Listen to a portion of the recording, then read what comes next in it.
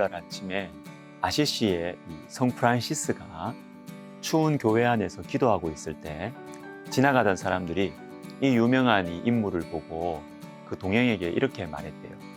저기 프란시스가 아닌가? 그의 땀 한 푼어치를 자네한테 팔려는지 한번 물어보게. 이때 프란시스가 웃음을 터뜨리며 대답했어요. 팔지 않습니다. 하나님을 위해 간수해 드립니다. 그분이 당신보다 훨씬 값을 잘 쳐주실 것입니다. 여러분, 하나님께 기억되는 인생이 훨씬 좋습니다.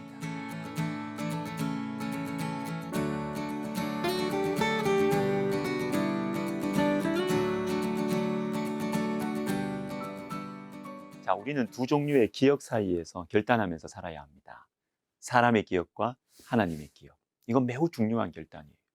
전도서 9장 15절과 16절을 읽어드립니다. 그 성읍 가운데에 가난한 지혜자가 있어서 그의 지혜로 그 성읍을 건진 그것이라. 그러나 그 가난한 자를 기억하는 사람이 없었도다. 그러므로 내가 이르기를 지혜가 힘보다 나으나 가난한 자의 지혜가 멸시를 받고 그의 말들을 사람들이 듣지 아니한다 하였노라. 자, 한 가난한 지혜자가 작고 인구가 많지 않은 어떤 성읍을 큰 왕의 공격으로부터 구했습니다. 대단한 일을 했죠. 그런데 시간이 가면서 그 지혜자를 아무도 기억하지 않는 것입니다. 이게 인생의 현실입니다. 그런데 사람의 마음에는 자신의 이름, 자신의 업적을 사람들의 기억에 남기고 싶은 갈망이 있어요.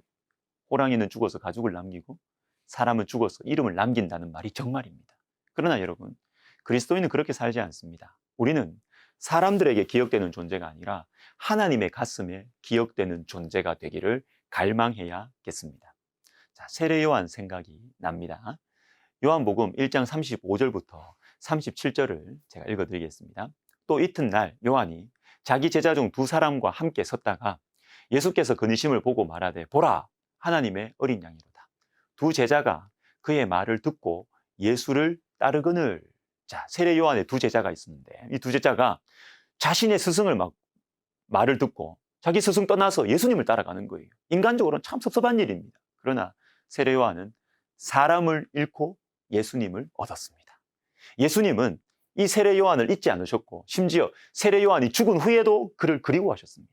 요한복음 10장 39절과 40절을 보시면 많은 기적과 말씀들을 경험한 사람들이 예수님을 도리어 잡으려고 할 때 예수님 세례 요한을 만났던 곳으로 가십니다. 그들이 다시 예수를 잡고자 하였으나 그 손에서 벗어나 나가시니라. 다시 요단강 저편 요한이 처음으로 세례 베풀던 곳에 가사 거기 거하시니. 여러분, 세례 요한은 주님의 가슴에 기억되었습니다. 사도 바울도 노년에 사람들이 떠나갔어요. 노년에 사람들이 떠나면 참 입장을 바꿔 생각해 보면 더 괴로울 것 같아요. 배신감이 더 클 것 같습니다. 내가 헛살았구나. 이런 생각 들 것 같습니다. 그러나 그럴수록 주님은 바울에게 더 분명하게 가깝게 다가오셨습니다. 디모데후서 4장 16절 17절을 보십시오. 내가 처음 변명할 때에 나와 함께 한 자가 하나도 없고 다 나를 버렸으나 그들에게 허물을 돌리지 않기를 원하노라. 주께서 내 곁에 서서 나에게 힘을 주시면 사람들은 다 나를 버렸지만 주님께서는 이럴 때일수록 내 곁에, 얼마나 친밀한 표현이에요. 내 가까이에 계셨다라는 것입니다. 사랑하는 여러분, 사람을 잃어버리고 주님을 얻을 때가 있습니다. 사람과 주님 사이에서 우리가 결단을 해야 할 때가 있습니다. 사람을 잃더라도 주님을 잃지 않았으면 좋겠습니다. 한국의 슈바이처 이 장기려 박사님과 관련된 이런 에피소드가 있습니다. 1995년 한 번은 양덕호 박사와 이경수 장로가 후일에 선생님의 동상을 만들기 위하여 사진 찍는 사람을 선생님 앞으로 데리고 왔습니다.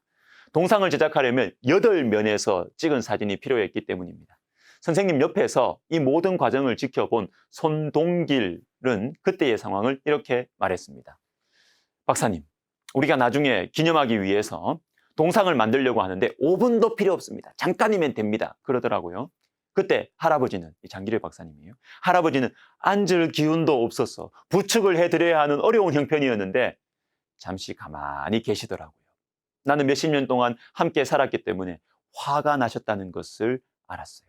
곧 벼락을 치겠다 싶었는데 아니나 다를까 손에 갑자기 힘을 딱 모으고는 벌떡 일어나 앉으시더라고요. 그러더니 한 손을 번쩍 들고 내 동상을 만드는 그놈은 벼락을 맞고 죽어라. 이렇게 하시고는 뒤로 탁 쓰러지시는 거예요. 동상 찍으러 왔던 사람이 기겁하고 도망을 갔지요. 벼락을 맞으라는데 안 그러겠어요.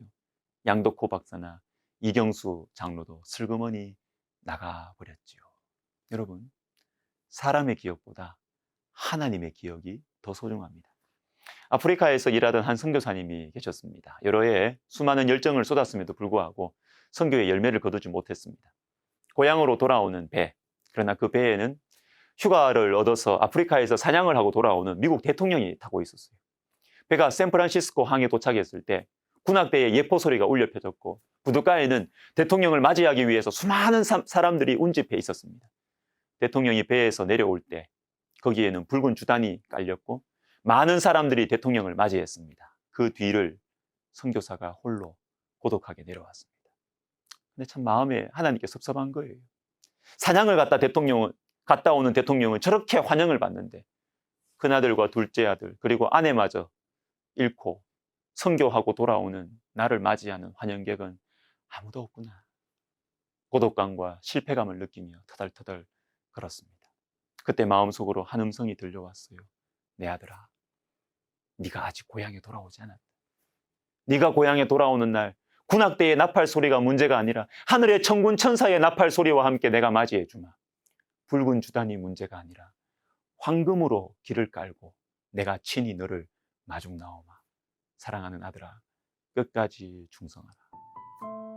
자, 여러분, 사람의 기억보다 하나님의 기억이 중요합니다. 이 둘 사이의 결단이 자주 우리를 찾아올 것입니다. 부디 말씀 묵상과 기도 가운데 우리의 눈이 활짝 열려서 하나님의 기억을 선택하는 저와 여러분 되시면 좋겠습니다. 기도하겠습니다.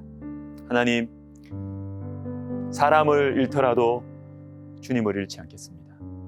사람의 기억에 남지 않더라도 하나님의 기억에 남는 그런 인생 살고 싶습니다.